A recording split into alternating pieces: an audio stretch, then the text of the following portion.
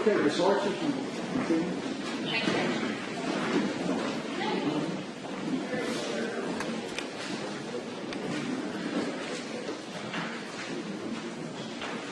I'm always terrible about remembering where I was. I believe we were discussing whether or not the defendant, Ryan Duke, had ever indicated he was fearful of voting.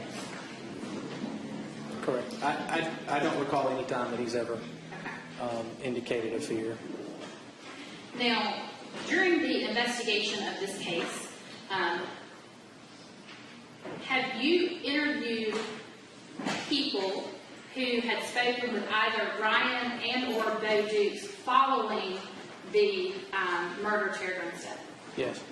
And that reminded me where I was, so let me go back. The peak manager.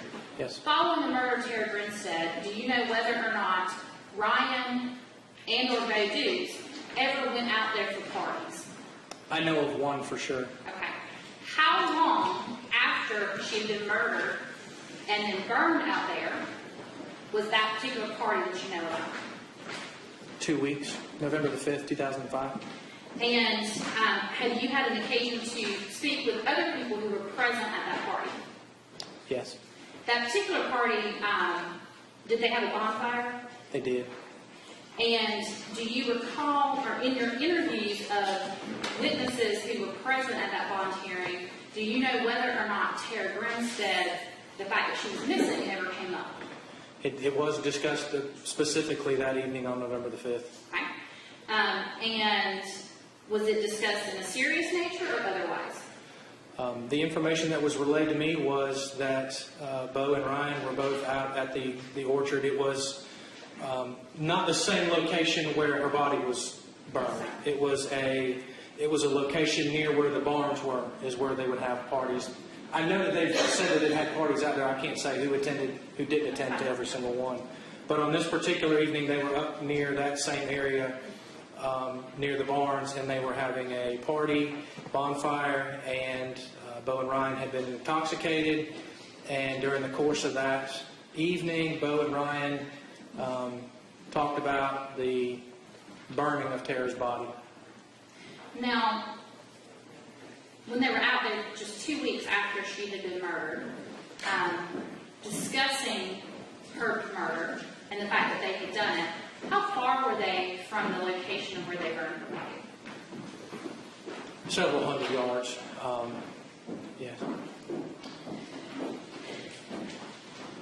During this investigation, have you ever interviewed any witness who has indicated to you that Bo Dukes ever admitted to murdering Terry Grinstead? No. Consistently, what do all of the witnesses indicate to you about what Bo Dukes has said? There's been several, but Bo has never, and any of the people I've talked to, Bo has never wavered from that he helped Ryan destroy the body by burning it. Okay. Now, I want to shift gears and talk about some of the other factors related to a bond. First, let's talk about any sort of prior criminal history. Are you familiar with whether or not Ryan Duke has any prior arrests and or convictions? He's got. I think he was arrested on a DUI in 2008, and then another one in 2010. Okay. And do you know if those were DUI, alcohol or drugs? I believe they were both alcohol, but I can review the records if you need me to. Okay. In addition to having been arrested and convicted of 2 DUIs for alcohol, do you know whether or not Ryan Duke has had an ongoing drug habit? According to him, he did. There are no other. I don't have any other information other than the information I got from he and his family about some of this history. So specifically, what family members have talked to you about his drug use? His mother, Okay. And what is his mother's name? Karen. Okay. How many times would you say you talked to Karen over the course of this investigation? I can think of at least 3 times. Did you speak with the defendant's mother prior to him being arrested?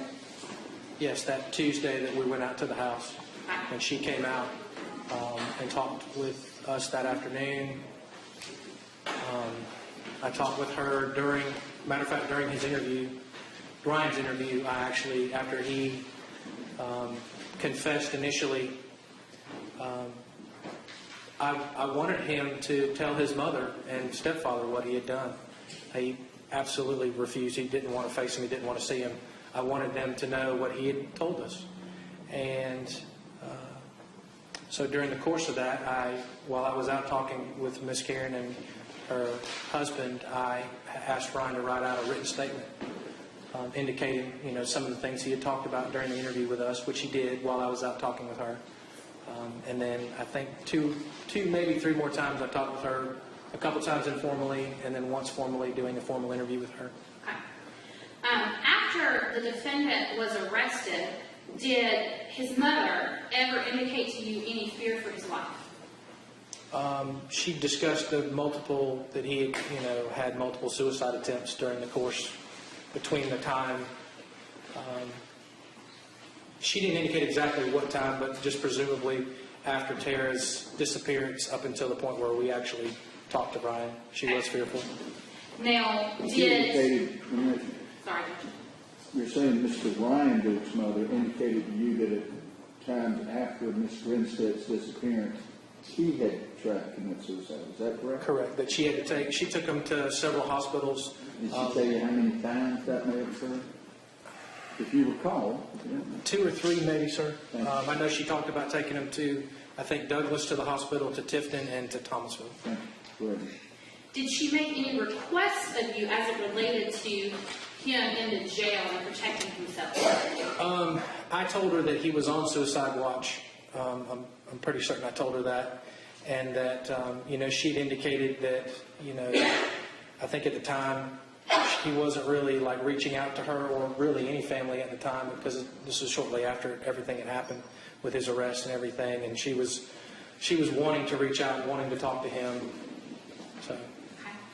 Now, going back to the DUIs, are you familiar with who bonded the defendant out on the DUI he received here in Irwin County? I believe it was his mother. Okay.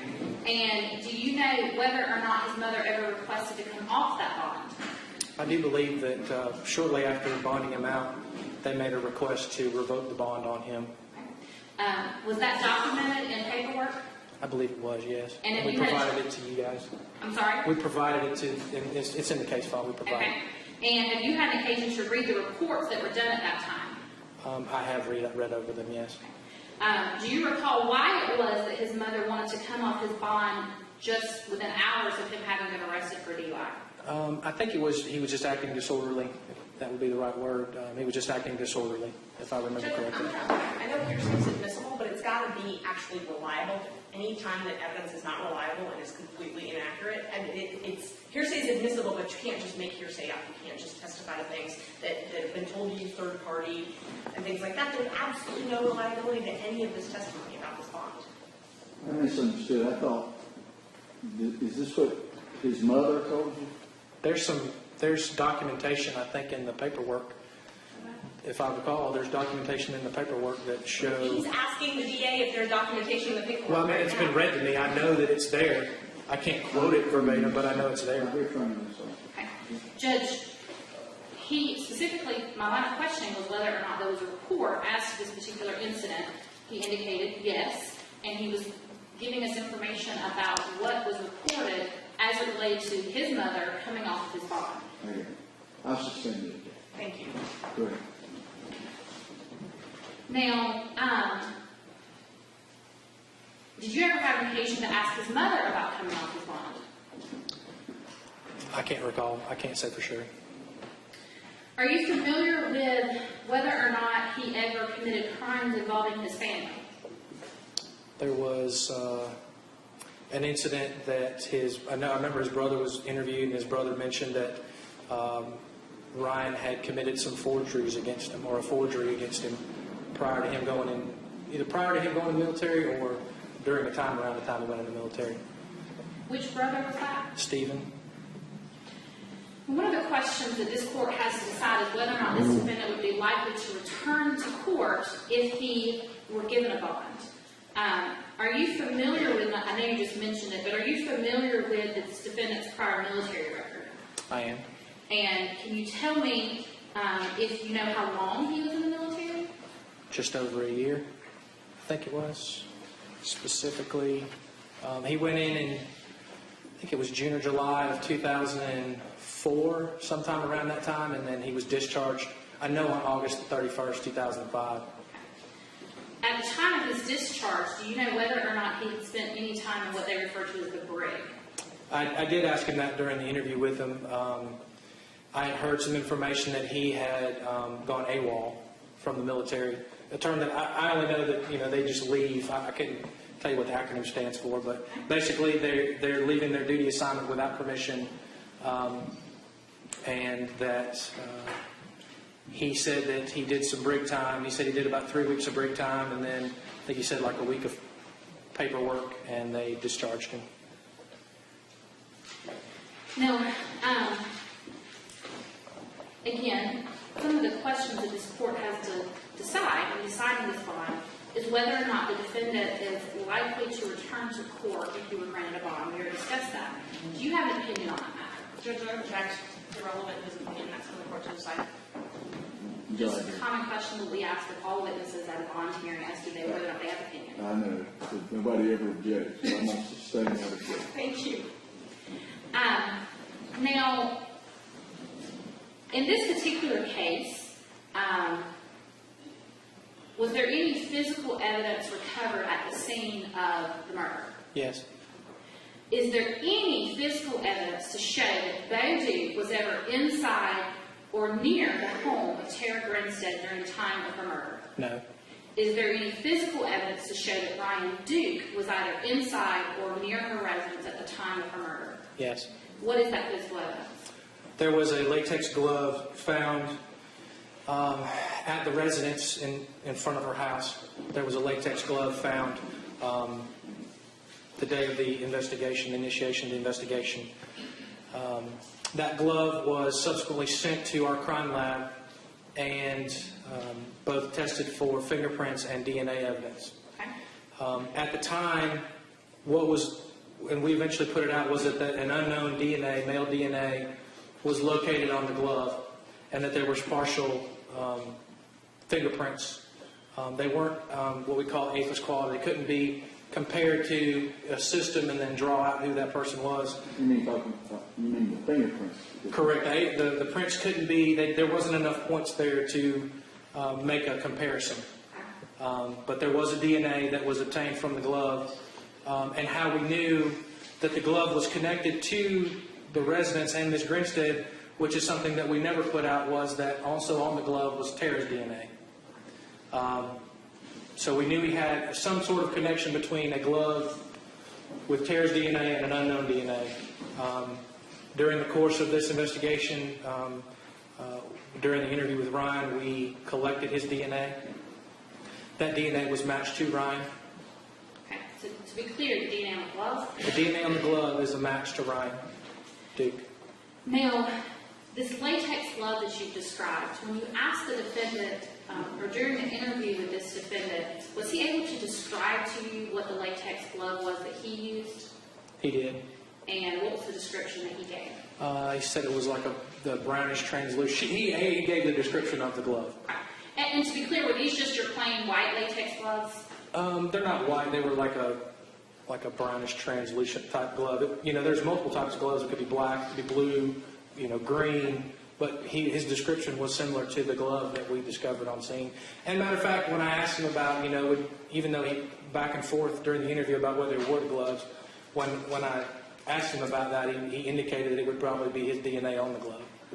Now, other than his DNA and Ms. Grinstead's DNA being on that glove, was there, you mentioned prints earlier. Specifically, can you tell me, were there any palm prints found on this glove? There were. And were any sections of that palm print matched to any person? Ryan Duke. Just a moment, Judge. Would that be the inside of the glove or the outside of the glove that had the palm? 59. The glove is translucent, so I couldn't tell you Which was inside? which exactly was the inside versus which is the outside. Was it on the same side that Ms. Grinstead's From what? DNA was found? From my knowledge, what I know is they're opposites. And there is a mixture as well between the two. And to be clear, when you say a mixture, what do you mean? There is both, when they swab an item of evidence, they're going to swab, and I'm not a lab person, I can't tell you exactly how to do it, but, you're going to swab that surface area, and that surface area is going to have whatever DNA, skin alleles, or skin cells that are there that they collect the DNA from. So when they swab that general area, you're getting a mixture of both Ryan's DNA and Tara's DNA in that mixture, and then they have to separate them out to say they're two different DNAs. Any further, Ms. Laura? More questions on Okay. that? Thank you.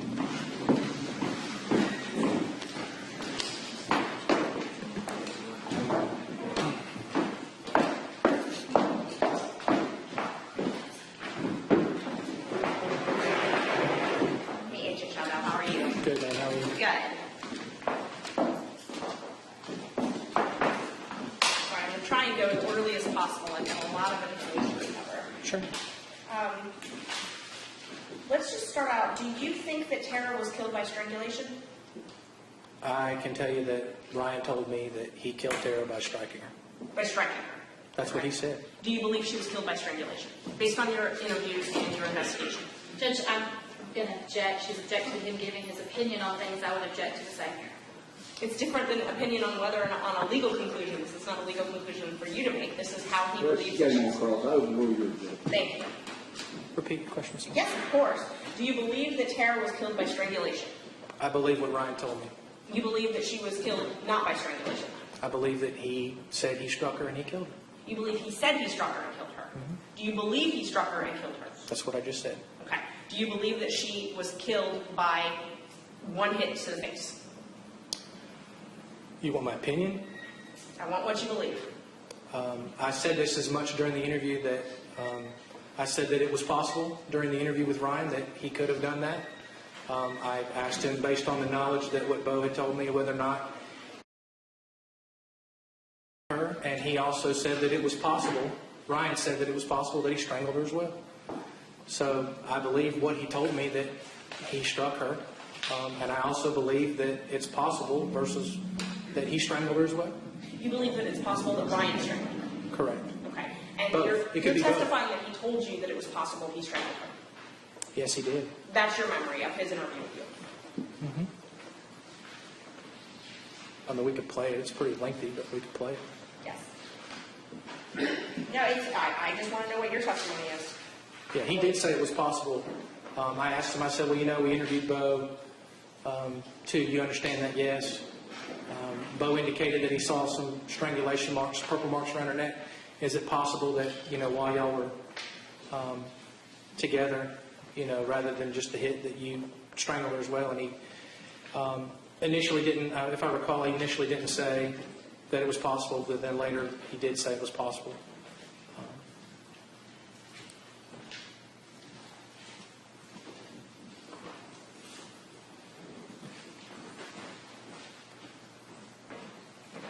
I want to go through, let's back up and we'll start with Bo's statement to you. Bo talked to you on February 21st. Do you remember that? Yes, Okay. And you recorded that interview, correct? I did. Okay.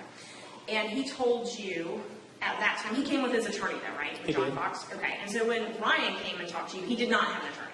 No, Okay. So you've got Bo and Ryan both coming and talking to you, Bo coming with counsel, Ryan coming without. correct. Okay. And I assume that Bo had talked to his attorney prior to being interviewed and meeting with you. They came together? Yes. Okay. Bo told you through his attorney that on the night that Tara went missing, he was at a house party and that Ryan, Bo, Stephen Duke, Ben McMahon, Zane Dill, and Hannah Skeen were all there at that party. That's Do you what he remember said. that? Okay. That's what he said. Do you believe That's that what- to be true? That's what Bo said. That's what Bo said. Do you believe that to be true? I mean, you're asking me to speculate whether or not I believe that what he told me was the truth. I'm asking you based on your investigation whether or not you believe that to be true. There were, all of those people were follow-up interviewed. Some could remember going over to the house. They couldn't remember if that was, some of them could remember that they were at the house. They couldn't remember exactly what night it was. If possible, they could have been over there. I mean, they weren't very specific as to that. Okay, so is it fair to say you believe it's possible they were all there? Yeah. Yes? Yes. But that's what Bo told you. Yes. Okay. Bo also told you he drank a lot of alcohol that night and then he passed out. Do you remember that? Yes. Okay. Did he ever explain what happened to Ben McMahon, Zane Dill, or Hannah Skeen once he passed out? I don't recall he ever mentioned that. Okay. Did you ever ask him any follow-up about that? I don't recall that we asked him about after they passed out, whether they were even there still. He said that he had been drinking and he either fell asleep or passed out that night, and then he was awakened the next morning by Ryan telling him that he had killed Tara. Okay. But when you did this interview with Bo, was it an interrogation? Would you call it an interrogation, or were you interviewing a witness? I would imagine I could say that at parts there was an interview, and then when we started getting a little bit more into it, I would still classify it more as an interview. And interrogation is, in my recollection or my opinion of it, the interrogation is more of trying to get information out of somebody who's not quite as willing to provide that information. However, in this case, Bo was cooperative throughout, so I could say that it never got to the point where you're pressing on certain things versus other things. It's just more of an informational. Okay. So I'm asking the question, he's giving the answer. So I would classify it more as an interview, not an interrogation. So an interview is more where you're asking open-ended questions and just taking what information they give you. It's, in my opinion, the interview is just a dialogue between two people asking questions, getting responses. There's a myriad of kind of questions that could be asked. It could be open-ended, it could be closed-ended. It's just a communication between two people. It's not me. I'm not confrontational with him. Right. That's a better word. An interrogation is more of a confrontational versus the interview is more informative. Okay. And so when you interviewed Bo, though, most of your questions were open-ended and him providing information. Is that true? Yes. Okay. And then when you interviewed Ryan, you actually provided most of the information and he would respond yes or no. Isn't that true? No, I wouldn't say that. Okay. The majority of his interview, though, was yes or no answers to your questions. Ryan's interview. It was both. Okay. I wouldn't say the majority. I would say there was a mix of both. Okay. So when you interviewed Bo, was part of the purpose of the interview with Bo to gain more information about this case and to investigate it further? Of course. Okay. At the time that you began your interview with Bo, did you believe that he might have been the person that killed Tara Grinstead? At the beginning, I mean, anything was possible, yeah. Okay. So when he told you, and I'm just reading your statement, when he told you that Ben McMahon, Zane Dill, Hannah Skeen, and Stephen Duke were all at the house, Bo passed out. When he woke up, Ryan woke him up. Did you ever ask him any follow-up questions about where Ben, Zane, and Hannah were during that night? I don't think I did. Okay. Would that be something that would be part of an investigation follow-up? That would be the interviews with them. Okay. Hannah, well, Ben can't testify because he's deceased. I would have asked him, yeah. Okay. I mean, I would have not pressed no. He's giving me the information. I'm not going to keep on pressing. I believe what he's telling me is the truth, that they're there that night, they're hanging out. But he didn't passes tell out. you where they went. He didn't tell you what happened to them, and you never Once asked. again, he said he passed out, so I probably didn't. Were they there when he passed out? I don't recall. Do you think that would be helpful information to know? Possibly. Okay. But we don't know because you did not ask him that, correct? I did not ask him that. No, we did follow-up interviews with, and I didn't do all of the follow-up interviews. I'm reading what other people are doing as far as that as well. Okay.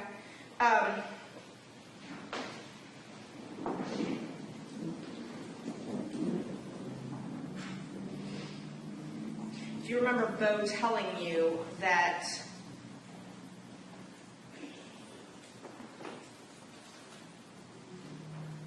they didn't go out until a couple days later to the scene, that it wasn't that next day? Right. He said they went out there that Wednesday. That Wednesday, okay. Right. So all the testimony you gave earlier was based on it starting that Wednesday when they actually went out to the scene? I'm not sure what you're wanting, but he said that Ryan came home on that Sunday, told him that he had killed Tara. He didn't believe him. Days later, which was, they believed to be that Wednesday, he reapproached Ryan again and said, "What do you mean about Tara?" And Ryan says, "I'll show you." If I recall, he said, "I'll show you." And he got in Bo's truck with him and directed him out to the orchard and showed him that Wednesday the body Okay. for the first time. when you interviewed Bo on February 21st, that time. Yes. Bo stated, and I'm just reading from your summary, Bo again questioned Ryan as to his motive. Bo said he was worried about people making the connection to his family and blaming them for Grinstead's disappearance, which is why he's been silent until now. Bo believed his uncle Bobby Connor, principal of Irwin County High School, and Grinstead's boss was having an affair with Grinstead, and people would believe he had something to do with her disappearance. Do you remember him telling you that? Yes. Okay. And so that was his motivation for keeping quiet all these years. He believed that he might be implicated in this and his family might be implicated? Mm-hmm. Did you follow up and interview Bobby Connor after Bo told you this? No. Okay. Bobby was already interviewed years and years ago during the course of this investigation. We didn't do a follow-up with Bobby as to whether or not, to follow with what Bo said, because we had already covered those bases. Okay. So Bo told you that other he had, agents at that point, Bo told you he hadn't been telling people because he was fearful that his family would be implicated. Is that right? Mm-hmm. Okay. But then later on in the interview, he told you that he had told his ex-wife, Emily Stillman, his girlfriend, Brooke Sheridan, Dustin Troglin, Reese Jones, Cliff Benson, Hank McMahon, his cousin Wes Connor. He told them all what he had done to Grinstead's body. Isn't that true? Yes. Okay. But that none of those people believed him. Correct. Did you go back and re-interview all of those folks after you interviewed Bo? Yes, I didn't interview all of those people, but yes, the GBI did go back and interview those people. Okay. But do you have any knowledge of those interviews? Yes, Okay. some of them. Did any of those folks confirm Bo's story that he had told them what he had done to Grinstead's body? Emily did, his ex-wife. She indicated when they were stationed in Korea together that he had told her. Wes Connor didn't seem to remember exactly being told that. Reese Jones was interviewed by another agent. He didn't seem to remember exactly being told that. And then the context, we interviewed Garland Lott, which was not named in there. He was actually at the party that night, and he indicated that, Bo and Ryan were the ones that mentioned that at the party that night about burning her body. And in the context of what they were saying, that Bo was always intoxicated in some form, fashion, or another, was intoxicated when he would say it, and in a follow-up with him, I'm just kidding, man, I wasn't serious. Okay. So out of the folks that Bo told you, I'll just go one by one to keep it cleaner and easier. Bo told you he had told his ex-wife, Emily Stillman, and you were able to confirm that was accurate. That was Correct. truthful. Okay. He told you that he had told Dustin Troglin. Yes. Did Dustin's agree? Dustin also did confirm, yes. Okay. He was in the military with them, and he was living, I think, in Portland at the time. Okay. Reese Jones, did he remember Bo telling him this? I don't recall Reese saying that he remembered exactly. Okay. I think he kind of was avoidance of that, not really remembering. I didn't do the interview with Reese, but if I recall, that I don't think he said that he could confirm that. Okay. So Bo told you he had told Reese, but Reese said that wasn't true. I can review the notes if you want me to review them. If that's your memory, if your memory I is don't Reese remember Jones him did not saying confirm that. I don't remember him saying that he confirmed that. No. Okay. Okay. So Bo told you that he had told Reese, but Reese said no, that's not true. I don't think he said no, that's not true. Once again, I didn't do the interview. The interview was a summarization of what another agent did. He didn't recall that event, that material.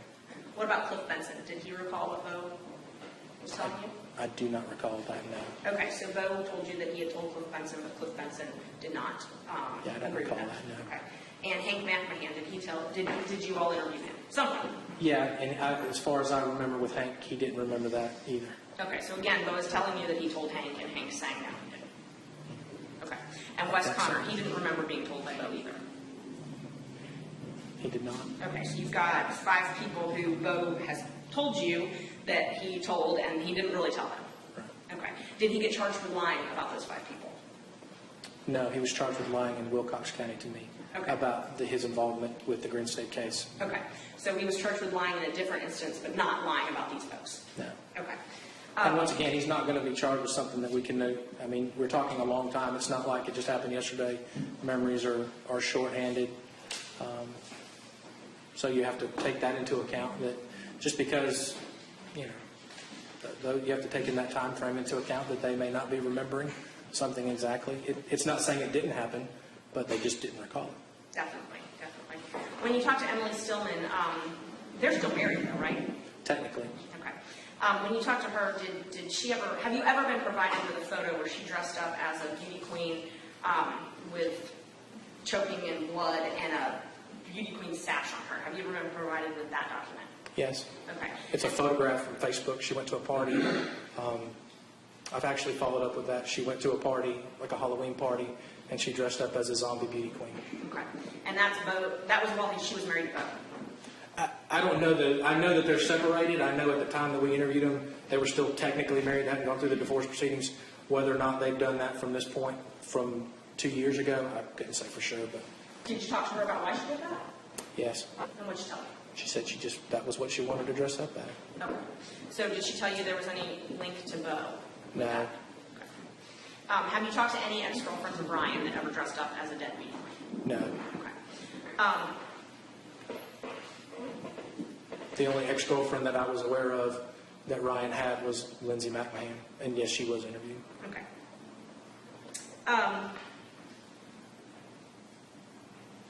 And Bo told you during your interview that he had never seen Ryan upset, he had never seen him lose control, never seen him fight anyone, and never seen him become violent towards anybody. Is that true? That's exactly what he said. Okay.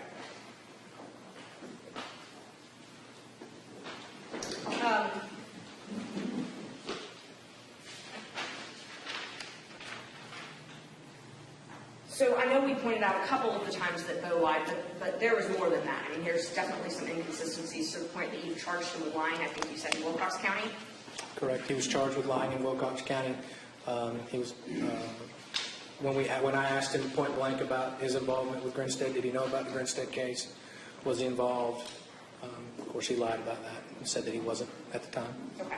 And you talked to Emily Stillman Dukes, and she had been, I guess, did she give you information that she had been scared of Bo at some point in her life? I don't recall where she said she'd been scared of him. I mean, they're divorced or separated from each other. Did she talk to you about the reasons they were divorced and separated? Talked about, if I recall, maybe about the alcohol, some of his alcohol. I don't recall exactly verbatim what she said now. Okay. Did you interview her? I've interviewed her on the telephone, yes, because she was in New York at the time. She called and we talked. As part of your investigation, have you talked to any ex-girlfriends or subsequent girlfriends of Bo Dukes? I have not, no. Okay. Have you ever talked to a girl, and I'll just say her first name, a girl named Ashley who alleged that Bo choked her, raped her in the orchard?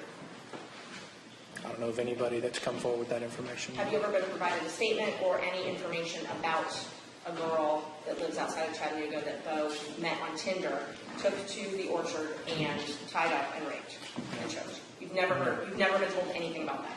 No, there's nothing in the case file. I've never been told that information. You've never been told that information? If I had it, we would have documented it, put it in the case file. Okay. Have you ever talked to any of those high school girlfriends? I wouldn't know if they were his high school girlfriends or not. Have you ever read any accounts or been told any information about him victimizing a girl that he dated in high school out in the orchard as well? No. Have you ever, so you've never read that anywhere? I have not, no. And that's never been brought to your attention? Not during the course of working this case, no. At any time? We had a conversation, you and I had a conversation at the lab Right, where and you I'm not brought that trying- up, right. but I mean, that's...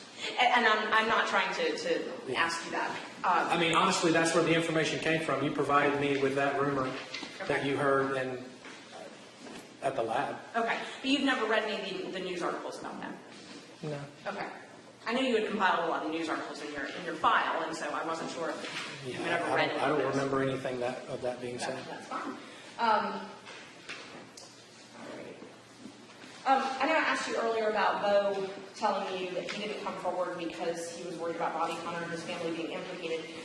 Isn't it true Marcus Harper also told you about Bobby Connor and Tara having a relationship?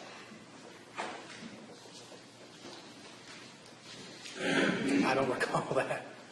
Okay. You don't remember Marcus telling you that? I've never interviewed Marcus, so Have you read Marcus's interview or listened to it? at times, yeah. I mean, some of them are quite lengthy, I'm not 30, 40 pages long. Hang on a second. Yes, ma'am. I I know obviously information as it relates to Bo is relevant, and I've gone into some of that, but at this point, we're talking about someone possibly having an affair who is not Bo Dukes or Ryan Duke. And at this point, she is simply, I think, going into what she sees as motive for Bo Dukes to have committed this crime, which I don't think is relevant as it relates to the bond issue today. Would you like to be heard? Yes, Judge. This was all opened in direct. I certainly didn't think the majority of the case file was relevant, but it's become relevant, and so now I'm entitled to cross-examination based on it. Bo Dukes said that he didn't come forward because he believed Bobby Connor would be implicated. Whether or not the veracity of that statement is an issue. And so I'm entitled to ask him about things in his case file where other people indicated that same thing. You may please. I guess I'm still going back to, this isn't about whether or not Bo was lying. This is whether or not Bo had a motive to commit this murder, which I don't think is relevant at this hearing. It's I not think all it about has that, to do with Judge. his credibility. I overrule your objection. Thank you. Could you repeat the question? Yes. Did you review Marcus Harper's interview at any point in the investigation? I have read it. I mean, once again, there are multiple interviews with Marcus. Okay. To put into context, the case file is 12 feet thick. You can read it. By the time you get done reading it, it's 3 or 4 months later, and then you forget some things that are in there. Once again, I wasn't the case agent. I wasn't even employed with the GBI at the time Marcus was interviewed. If you think Marcus said that, and it's in a summary, if you want to show it to me, I'll read it. But once again, some other agent acquired that information if it's in the case file, not I. Okay. Did you, when Bo told you that information about Mr. Connor, did you do anything to follow up on that? I remember we talked to Wes Connor about that. I do not recall we did a follow-up with Bobby Connor about that, no. Once again, at the time, we didn't have any reason to believe what he was telling us was incorrect. I mean, he's telling us that he's told other people. Right. Okay. And Bo's the only person that's ever told you that he and Ryan kept going back to the scene. Isn't that true? Bo's the only one that said he came back to the scene? Yes. You're saying? When I interviewed Brooke, she indicated that Bo told her that he had come out there a couple of times after her death. But let's just be clear. Brooke didn't have any first-hand knowledge. So Brooke is telling you what Bo told her. Correct. So Bo is the only source of that information. Yes. Okay. Well, I mean, Ryan, you know, when we took Ryan out there, he said it's just been a while since he's been out there. Right. It was hard for him to point out, you know, exactly the spot. But he didn't tell you he'd been out there back and forth like Bo did. No. Okay. So Bo is the only person who said he went back and forth to the scene. Yes, that he's gone back and forth out there. Okay. And he told you he even slept out there for a while, right? That's what Brooke said, and when I asked Bo about it, I don't think he could say for sure whether or not he remembered sleeping out there, but he had remembered going back out there, yes. Okay. You interviewed Bo before you interviewed Ryan, though, right? Correct. Okay. And at the time you interviewed Bo, you had no forensic evidence indicating Ryan or Bo had anything to do with this. Correct. Okay. Well, we had evidence, but we didn't know until after we did examination comparison that they were connected. Okay. So Or when you Ryan. went into your interview with Bo, you had no forensic evidence linking either Bo or Ryan to this crime. No. Okay. When you interviewed Ryan, he knew that Bo had already talked to you. I think he speculated. I told him during the interview that as much that I talked to. I've talked to Bo, and he kind of indicated that yes, he understood. Okay. Yeah, I know that was one thing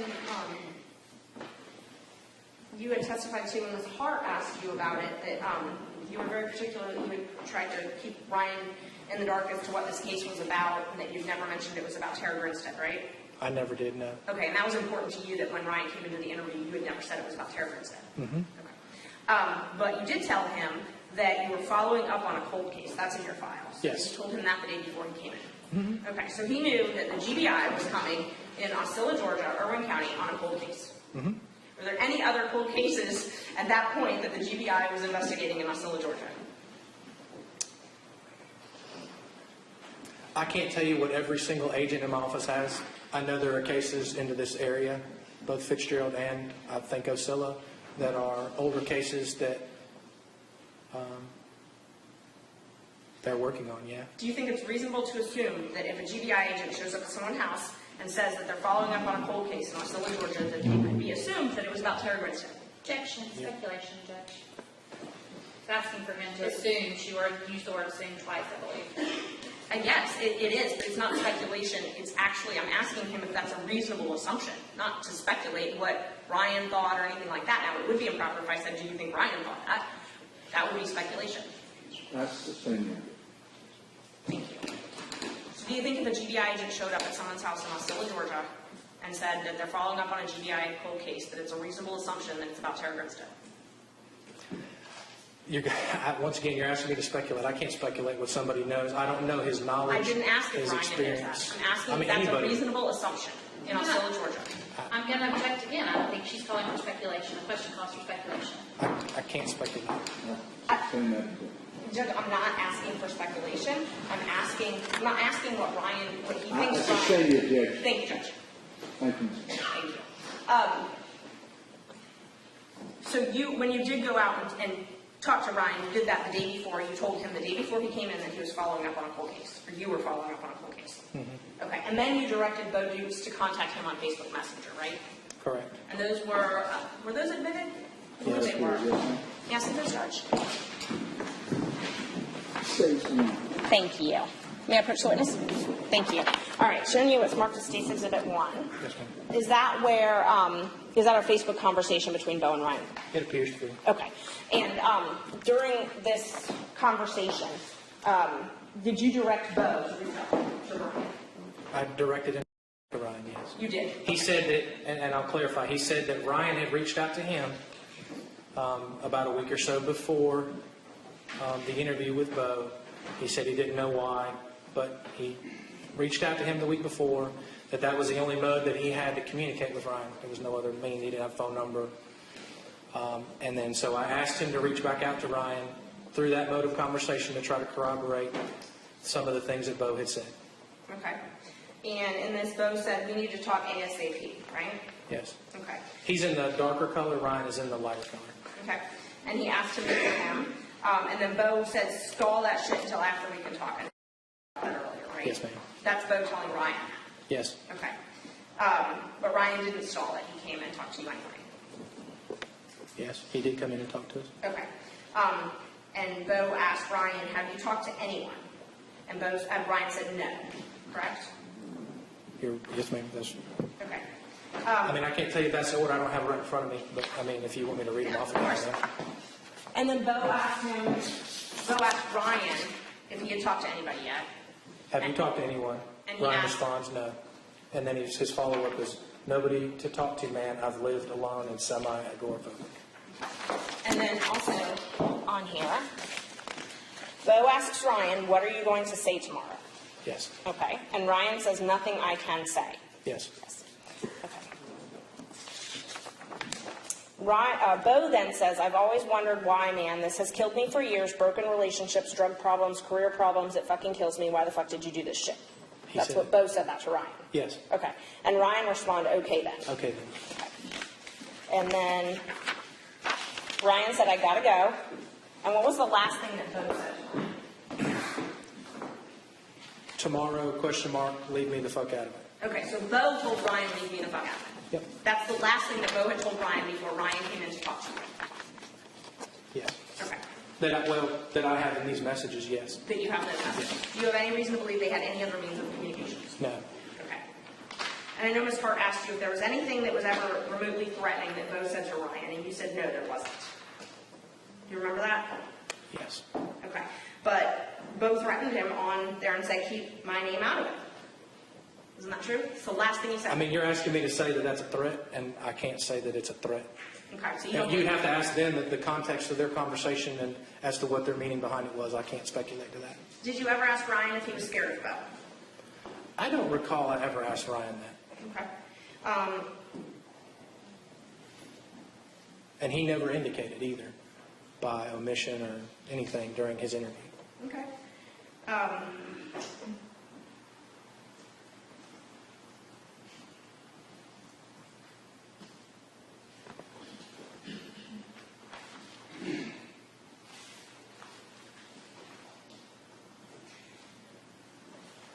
said earlier that you lumped Bo and Ryan together earlier whenever you were testifying on Miss Grinstead's body. Do you remember that? I do. But Bo is actually the one that said that. Ryan just said that they burned trash near the scene. He never said anything about burning trash on anyone's body. Isn't that true? He said he burned trash. I'll be specific here then. He said they burned household trash to make it look like a party fire. Or to make it look like a party. Is Bo what said that, not Ryan. No, Ryan said that during his interview. That's what you remember. I just watched it on the interview this morning. I watched him say it, Okay. where he referred to it being throwing garbage. I think he said we threw garbage on the fire to make it look like a party. Near the scene that Miss Grinstead was burnt. I was referring to, we were talking about where they had burned her, so I assume that he and I were on the same page talking about the same location, which would have been where her body was burned. Okay. Earlier, though, you made it sound like Ryan told you he threw trash on Miss Grinstead's body. That's not true. They put like garbage bags from the house with household garbage, cans, bottles, those kinds of things, into the fire pit where they were burning her body to make it look like it was something other than burning the body. But Ryan never told you that he put trash on top of Miss Grinstead's body. He said they put garbage on her. They put garbage on her on the fire to make it look like a party. And you assumed that was on top of her where she had been burned. Based on the conversation that we were having at the time, yes. Okay. But it's possible it was near that site to make it look like a party. You're asking me to speculate again. I'm just telling you what I believe. I'm not. Is that when we were talking, he told me that based on the conversation we were having, that I was taking it, that he said he put the trash on the fire, there wasn't a fire 10 feet from Tara's body. There wasn't a fire 100 feet from Tara's body. There was a fire on Tara's body. So when he says they put garbage on the fire to make it look like it was a party, I think I made the assumption, I think anybody would make the same assumption, they're talking about putting garbage on the fire that her body was burned in. Okay. So that was an assumption, though. I mean, I think you've clarified it. I mean, it was an educated assumption based on the facts, all the facts and the totality of circumstances that were going on at the time.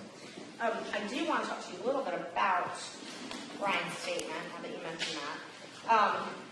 Ryan told you that he hit her. He hit Ms. Grinstead. He did. You did not believe that. And you told Ryan that essentially in the interview.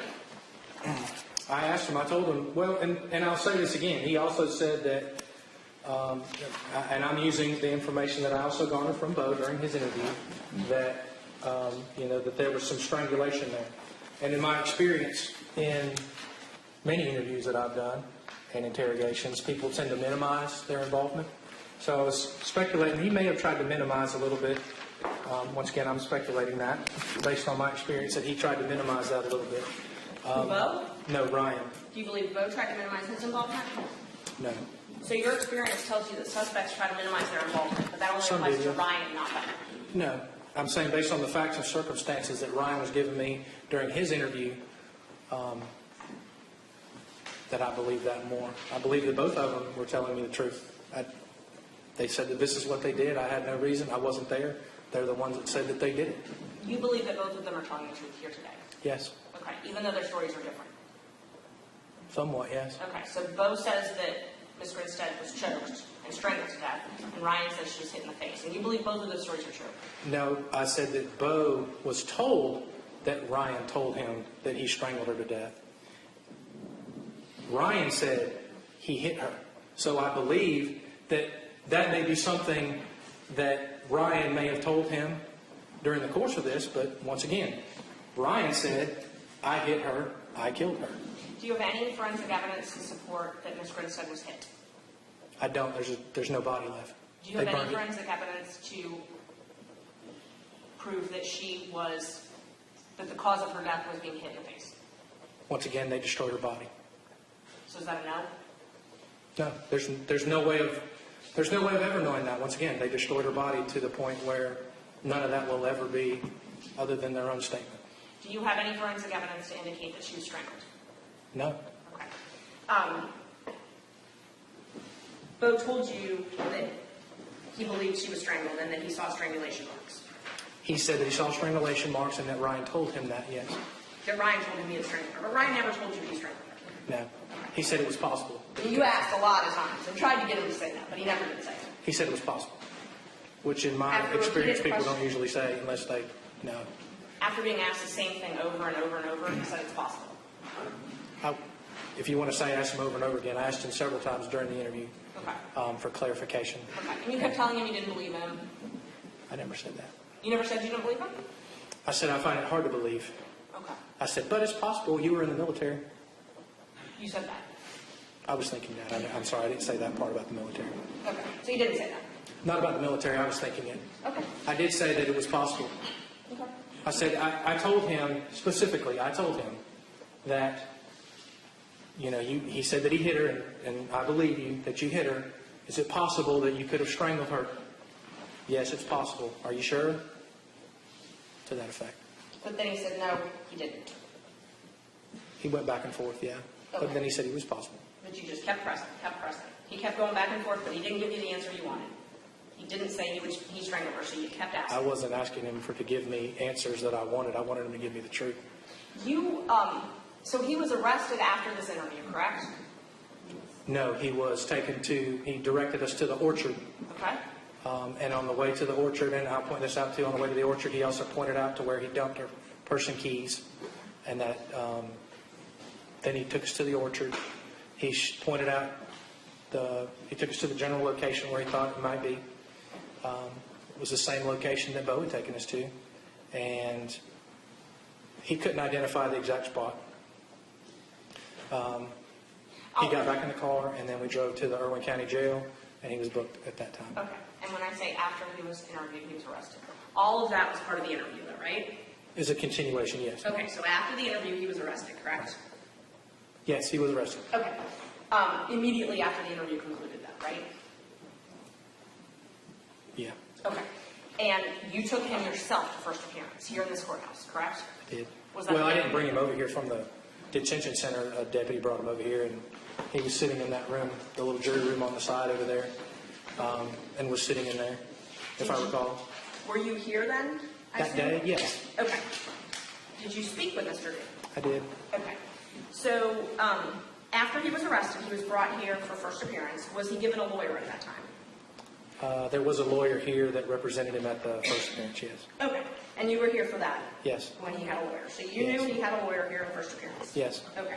And then after that, though, you interviewed Mr. Duke without his lawyer present, without asking his lawyer several times, correct? I did not interview him, no. I did talk with him, yes, but I did not interview him. You talked to him, but you didn't interview him? Correct. Can you describe the difference for me? We didn't talk about the case, and I'll just, days, weeks after Ryan was arrested, I was in Ocilla, and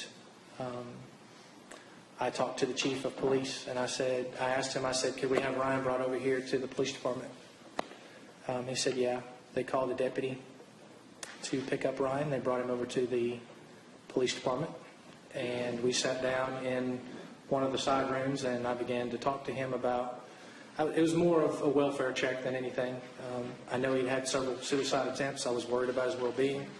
I did talk to him about his well-being, that he needed to stay in touch with his mother, that I talked with his mother, and that she was worried about him. I knew he was on suicide watch. He mentioned about being on suicide watch and how they hated it, and that he, I remember him talking about, like, at the time they had a gown or something on him he didn't like, and he didn't have access to books and some other reading materials. It was probably about 20 minutes. He was taken back over to the jail. That was my contact with him then. And then I would say several weeks after that, there was a case involving it wasn't a case, but as part of this, one of the jailers had released some information about Ryan to the media or something to the effect of that, and was subsequently terminated from his employment with the jail. And we were doing follow-up interviews with him about that particular incident. The guy the suspect who released it, or I would say suspect, he wasn't arrested, but the person who released the information. I was at the jail, at the same detention center that day, talking with the staff about obtaining phone recordings and any, conversations, correspondence that he was having with the outside world, and if we could get access to that. That particular day, he must have had a visitation or something with his father, because I saw him in the interview room, or not the interview room, but the visitation booth. And I asked to talk to him as he was coming out. I said, hey, can I talk to you for just a few minutes? We sat down in an office right there for a few minutes. Once again, I asked him about his welfare. Are you okay? He indicated that he wasn't on such strict terms of the suicide watch. They had given him some more access to books and some other reading materials. He seemed happy about it. I said, well, I see your father was here. I'm glad you're talking to your family. And, I talked to your mother the last time, and she really wanted me to, if I got a chance to talk to you, to impress upon you, keep in touch with her. I said, I know this is something you've never faced before. I think it's important for you to stay in touch with your family. I was showing compassion for him on both occasions. Once again, it was a welfare check. I didn't want him to hurt himself. I knew about the prior incidents from his mother, was my concern, yes. So those are the only contacts that I've had with Ryan over the course of the investigation. So before you gave that answer, I asked you what the difference between a talk and an interview was. And you said this wasn't an interview. Right. This wasn't anything specific to this particular case. Matter of fact, I'm very specific that we could not talk about the case. I did not want to talk about the case with him. I also instructed him that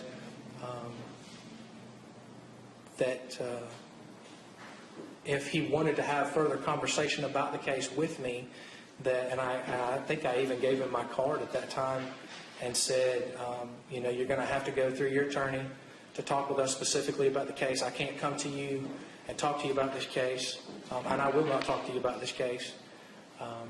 So the difference for me versus the interview versus just a contact is the interview is me trying to garner information pursuant to whatever I'm working on, versus a contact is just a conversation between two people that didn't have anything to do with the case.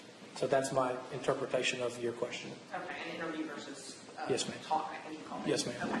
So let's back up and you gave a lot of information in your answer, so let's just back up and separate them out. After first appearance, Yes. after the first appearance hearing, about a week later, you called the Osceola Police Department, and you had the Osceola Police Department pick Ryan up from the jail, I assume in handcuffs, and transport him over to the police department, correct? I was at the police department and talked to the chief and asked him to have him brought over, yes. It wasn't a week. It was longer than a week, but it was several weeks, I would say. Maybe a week to 2 or 3 weeks. I couldn't be specific as to the day. Okay, so this is the incident where you're at the Osceola Police Department, and you request Ryan to be brought over. Yes. Okay. And Ryan was under arrest for murder at that point. Yes. And Ryan had an attorney at that point. Yes. And you were well aware of both of these facts. Yes. Okay. And you're a sworn GBI agent, correct? Yes. So you have certain rules and regulations that you have to follow. Yes. Okay. And one of those rules is that any time that you're conducting an interview with, and that might be why we have some semantics issue with the word interview, anytime you have an interview, it's got to be documented in your case file. Right. Is that accurate? Yes. Okay. So those same GBI regulations prohibit you from speaking with someone who is represented by an attorney. Isn't that true? Correct. In fact, the Constitution of the United States actually prohibits you from talking to suspects who are About his case, yes, ma'am. represented. About his case, yes, ma'am. So your distinction is, so you believe that you can talk to suspects who have an attorney. You think you could go talk to Ryan right now about anything as long as it's not about his case? I could talk to Ryan, yes. How's the weather? What's going on? Are you okay? So you think that's perfectly legal for you as a case agent to talk to Ryan right now about something as long as it's not about his case? As long as I'm not interviewing him about his case, I can have a conversation with another person. Yes, ma'am. A suspect charged with murder Doesn't matter who incarcerated they without are. bond. Doesn't matter who they are. I can Without have a him conversation. initiating contact. It's answered. Yes, ma'am. I've answered your question. When those same regulations, the GBI regulations that, and I'll show you these in a minute if you'd like, but you're familiar with the GBI directives, I assume. I couldn't quote them to you, but yes, ma'am. That's fine. GBI, and I'm just reading from GBI Directive 8-2-1, which is about interviews and interrogations. That requires documentation, and it says all interviews of victims, suspects, or material witnesses will be documented by an investigative summary, which will be supported by audio and/or video recording. Yep. It will be at the discretion of the agent to determine if the recording is overt or covert. It will be at the discretion to determine when you begin recording the interview or the interrogation.